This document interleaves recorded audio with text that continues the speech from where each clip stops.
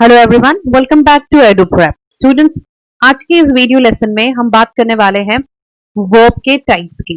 मैंने आपको इस सीरीज के फर्स्ट वीडियो में आपको मैंने वर्ब एक्सप्लेन कर दिया था, वर्ब के फॉर्म्स एक्सप्लेन किए थे।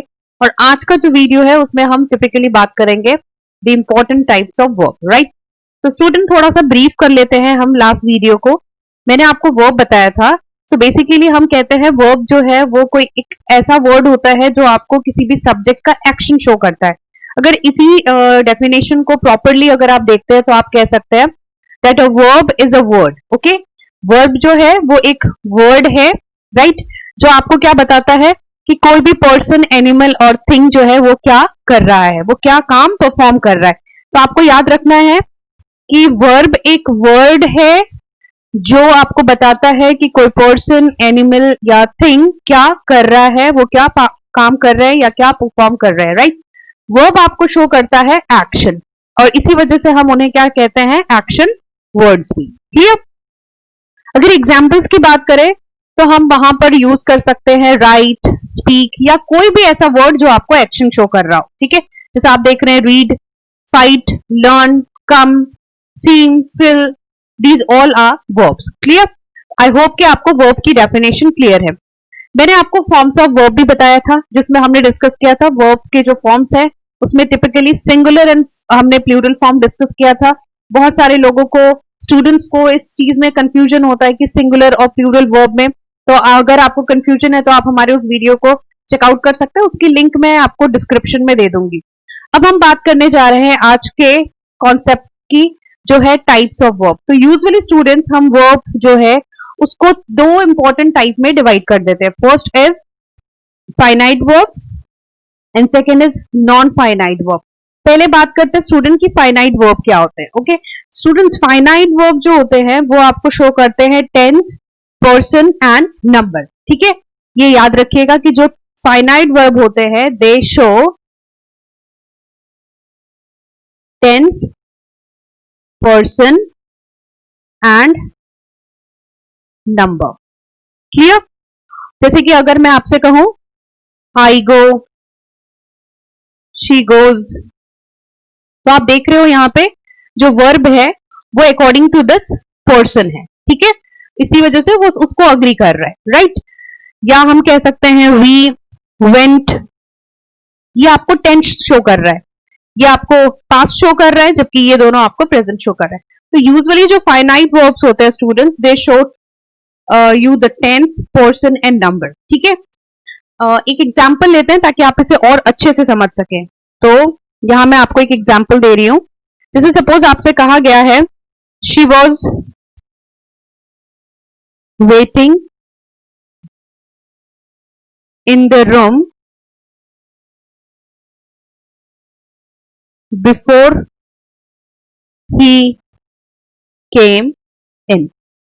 ओके, यहां पर आप देख रहे हो कि जो वर्ब है आपका वेटिंग, वो आपको टेंस डिफाइन कर रहा है।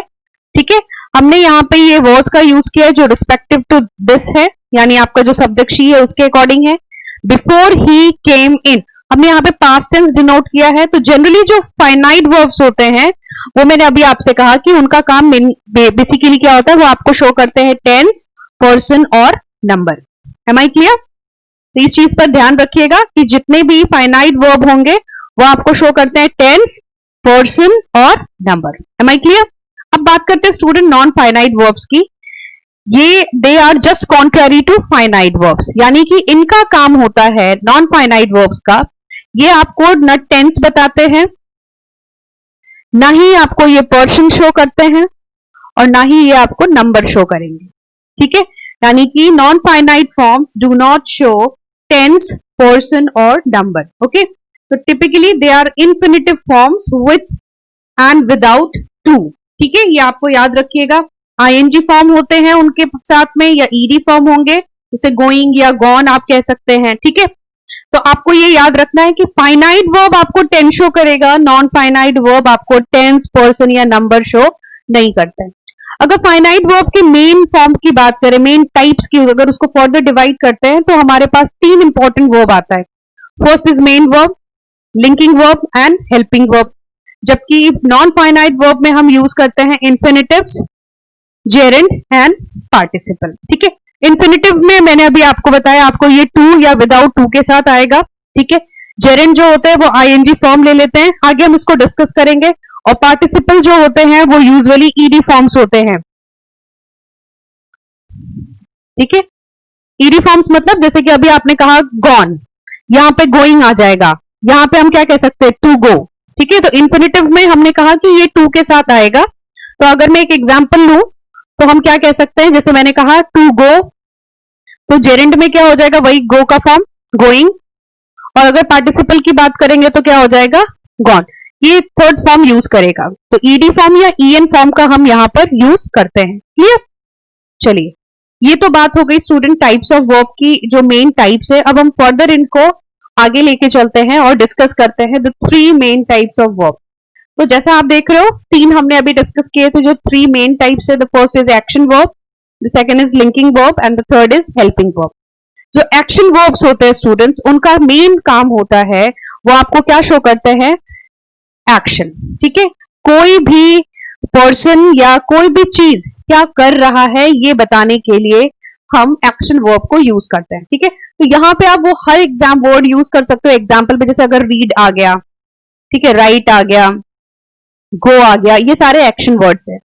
तो हम ये इनके फॉर्म्स जो होते हैं उन्हें एक्शन वर्ब में काउंट करते हैं, क्योंकि ये आपको बताएगा कि कोई भी चीज किस तरीके से सेंटेंस में क्या परफॉर्म किया जा रहा है। ठीक है, अगर एग्जाम्पल की बात करूं, जैसे मैं एक एग्जाम्पल ले रही हूं ताकि आप इसे और बेहतर समझ सके।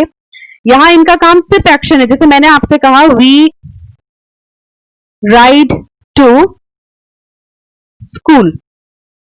अब यहां पे सब्जेक्ट आपका वी है, पर यहां एक्शन, आप कौन सा एक्शन परफॉर्म कर रहे हैं, आप राइडिंग का काम कर रहे हो, आप स्कूल राइड करके जाते हैं। तो हम ये जो राइड आपका वर्ब है, ये हो गया आपका एक्शन वर्ब। क्लियर? नेक्स्ट बात करते हैं स्टूडेंट्स लिंकिंग वर्ब की। तो जैसा नाम से ही पता चल रहा है कि इनका काम होगा लिंक करने का। ये क्या करते हैं, ये किसी नाउन या प्रोनाउन को, जो किसी भी कैरेक्टर को आइडेंटिफाई या डिस्क्राइब कर रहा है, किसी नाउन या प्रोनाउन को जो वर्ड डिस्क्राइब कर रहा होता है, उसके साथ ये उसको कनेक्ट करते हैं। ठीक है, जैसे अगर मैं आपसे कहूं द स्ट्यू टेस्टेड गुड। ठीक है, क्या लिखा हमने, द स्ट्यू, ये आपका नाउन हो गया। ठीक है, it's a kind of soup, जो वेजिटेबल का हम स्ट्यू बनाते हैं वो। आप कह रहे हो कि वो क्या है, वो अच्छा टेस्ट करता है, गुड है उसका टेस्ट। अब आपको यहां पे देखना है कि ये क्या करता है, किसी भी नाउन या प्रोनाउन को उस वर्ड के साथ कनेक्ट करता है जो उसको डिस्क्राइब कर रहा हो। तो स्ट्यू को कौन डिस्क्राइब कर रहा है, गुड वर्ड, यानी कि एक एडजेक्टिव। तो आप ऐसे समझ सकते हैं कि लिंकिंग वर्ब्स जो होते हैं वो किसी नाउन या प्रोनाउन को किसी एडजेक्टिव के साथ कनेक्ट करते हैं, और कनेक्ट करने का काम कौन सा कर रहा है, टेस्टेड। तो ये जो वर्ड आपका आया, ये अभी क्या बन जाएगा, लिंकिंग वर्ड। क्लियर हो गया आपको? तो टेस्टेड जो है वो आपका लिंकिंग वर्ब हो गया, स्ट्यू जो है वो आपका सब्जेक्ट हो गया, और गुड जो है वो है आपका सब्जेक्ट कॉम्प्लीमेंट। क्लियर? अब बात करते हैं स्टूडेंट्स हेल्पिंग वर्ब की। हेल्पिंग वर्ब जो होते हैं दे आर यूज, और आप ऐसा समझ सकते हैं कि they work together with the main verb. ठीक है, एंड बेसिकली हम इसको यूज कहां पर करते हैं, they are added before another verb to make it a verb phrase, ताकि हम वर्ब फ्रेज बना सके। ठीक है, जैसे कि एक एग्जाम्पल लेते हैं ताकि आप इसे समझ सके। मैंने आपसे कहा शी इज कुकिंग। यहां पर हम इस पर्सन के बारे में बात कर रहे हैं, वो क्या एक्शन कर रहा है, शी इज कुकिंग, आपने ऐसा कहा, तो एक्शन जो है वो कुकिंग है। लेकिन यहां पर अभी हमने आपसे कहा है कि ये वर्ब फ्रेज बनाते हैं। ठीक है, हेल्पिंग वर्ब जो होते हैं वो किसी वर्ब के पहले आते हैं, खासकर मेन वर्ब के पहले। तो आपको यहां पे ये याद रखना है, कुकिंग तो आपका जो है ये स्टूडेंट एक्शन है, यानी कि ये आपका मेन वर्ब हो गया। ठीक है, लेकिन ये जो वर्ब है ये इसको हेल्प कर रहा है उसका टेंस डिफाइन करने में, तो ये आपका जो इज है ये हो जाएगा आपका हेल्पिंग वर्ब। तो हम यहाँ पे बहुत सारे हेल्पिंग वर्ब्स मैं आपको बता रही हूँ, आप क्या क्या यूज कर सकते हो। आप इज का यूज करते हैं, आप एम का यूज करते हैं, आप आर का यूज करते हैं, हैज, हैव, ये सारे जो भी स्ट्रक्चर्स हैं, क्योंकि जनरली हम इन्हें मेन वर्ब के साथ यूज करते हैं, इसीलिए इनको हम हेल्पिंग वर्ब्स कहते हैं। Am I clear? I hope कि आपको ये क्लियर है, राइट? अब आगे बढ़ते हैं हम बात करते हैं नॉन फाइनाइट वर्ब के टाइप्स की। मैंने अभी आपको थोड़ी देर पहले डिफाइन किया कि जितने भी नॉन फाइनाइट वर्ब्स होते हैं स्टूडेंट्स, हमने बात करी थी कि नॉन फाइनाइट वर्ब्स आपको टेंस नहीं शो करते, वो आपको पर्सन शो नहीं करते, वो आपको नंबर भी शो नहीं करते हैं, ठीक है। इसीलिए जब आप इनको डिफाइन करते हो, आप इनको डिवाइड करते हो 3 डिफरेंट टाइप्स में, तो पहला जो आएगा वो है आपका इंफिनिटिव, सेकंड जो है वो जेरेंड है, और थर्ड जो है वो पार्टिसिपल है। क्लियर? पहले बात करते हैं हम इंफिनिटिव्स की।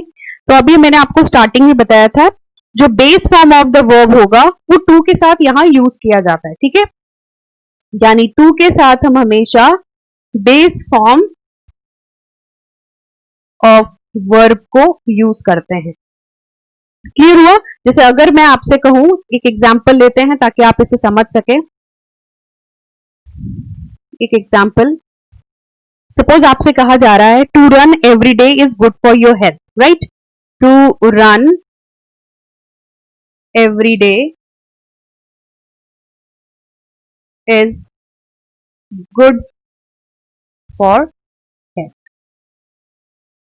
अब आप यहां पे टू रनिंग नहीं कर सकते, क्योंकि अकॉर्डिंग टू द रूल जो इन्फिनिटिव का है, जब भी हम इन्फिनिटिव यूज करते हैं तो हमेशा याद रखिए वहां पर आपको टू के साथ ऑलवेज वर्ब का बेस फॉर्म यूज करना है। तो ये आपका बेस फॉर्म है। क्लियर? बात करते हैं नेक्स्ट जेरेंड की। जो जेरेंड होते हैं स्टूडेंट्स, ये ऐसे वर्ब फॉर्म्स होते हैं जिनके एंड में हम हमेशा आईएनजी का यूज करते हैं, ठीक है। और इनको हम यूज करते हैं, जो इतने भी जेरेंड्स हैं हम उनको यूज करते हैं, they are used as nouns. Clear? अब मैं आपको एक एग्जांपल देती हूँ, रन का ही एग्जांपल लेते हैं ताकि आपको अच्छे से समझ में आए। मैंने आपसे कहा running is good for health, ठीक है। यहां पे आपको बहुत सारे स्टूडेंट्स ऐसा कहते हैं कि रनिंग जो है वो कॉन्टिन्यूअस टेंस में है। बिल्कुल नहीं है, ये आपको कॉन्टिन्यूअस टेंस नहीं बल्कि रनिंग यहाँ पे एज अ सब्जेक्ट एक्ट कर रहा है। आप ये कहना चाहते हैं कि रनिंग करना सेहत के लिए अच्छी चीज है, राइट? तो ये जो आपका वर्ब दिख रहा है तो वर्ब, लेकिन क्योंकि इसमें हमने आईएनजी लगाया है और इसे क्या बना दिया है, हम इसे किस तरह यूज कर रहे हैं? As noun. तो जब आप किसी वर्ब को जिसके पीछे आईएनजी लगा हो, अगर आप उसे नाउन की तरह यूज करते हैं, हम उन्हें जेरेंड कहते हैं, ठीक है। अब यहाँ पे जैसे आप पेंटिंग कह रहे हो, मैं अगर कहूं कि पेंटिंग इज माई हॉबी, तो अगर मैं कहूं ये कहती हूं कि she is drawing a picture, तो ड्रॉइंग वर्ड जो है, या she is painting a picture, तो पेंटिंग या ड्रॉइंग वर्ड जो है वो आपका वहां मेन वर्ब है। लेकिन अगर मैं कहूं कि पेंटिंग इज माई हैबिट या इज माई हॉबी, तो फिर वो क्या हो जाएगा आपका जेरेंड। हमने वहां पे जो वर्ब का आईएनजी फॉर्म था उसे as a noun, as a subject use किया है। क्लियर? थर्ड बात करते हैं पार्टिसिपल्स की। जो स्टूडेंट्स पार्टिसिपल होते हैं, ये आप ऐसा कह सकते हैं वर्ब का फॉर्म होता है जिसे हम एडजेक्टिव के तौर पर यूज करते हैं, ठीक है। जैसे कि सपोज मैं आपसे कहा गया है the running water flooded the basement, ठीक है। अभी हम यहाँ पे जो रनिंग वाटर की बात कर रहे हैं, ठीक है, उसने क्या किया है बेसमेंट को, ये आपका सब्जेक्ट हो गया, सब्जेक्ट कॉम्प्लीमेंट, उसको क्या किया है उसने? फ्लडेड कर दिया है, ओवरपोरिंग हो रही है, ठीक है। तो ये जो वर्ड हो गया आपका, अभी हम इसको किस में काउंट करेंगे? पार्टिसिपल में। अभी मैंने आपको लास्ट पीछे जब हमने डिस्कस किया था टाइप, वहां मैंने आपको बताया था यहाँ हम ईडी या ईएन फॉर्म्स यूज करते हैं, ठीक है। जैसे आपने लिखा था द स्ट्यू टेस्टेड गुड, तो जो टेस्टेड वर्ड था वो यहाँ पर पार्टिसिपल फॉर्म में यूज हो रहा है। क्लियर हो गया आपको? आई होप कि आपको नॉन फाइनाइट वर्ब्स के जो एक्सप्लेनेशन है वो आपको क्लियर है। Okay, so this is all for today. मैंने आपको सारे टाइप्स डिस्कस कर दिए। नेक्स्ट वीडियो लेक्चर में हम सब्जेक्ट वर्ब अग्रीमेंट की रूल स्टार्ट करेंगे, जो बहुत ही इंपॉर्टेंट है किसी भी कॉम्पिटेटिव एग्जाम के लिए। Till then, good bye students, thank you.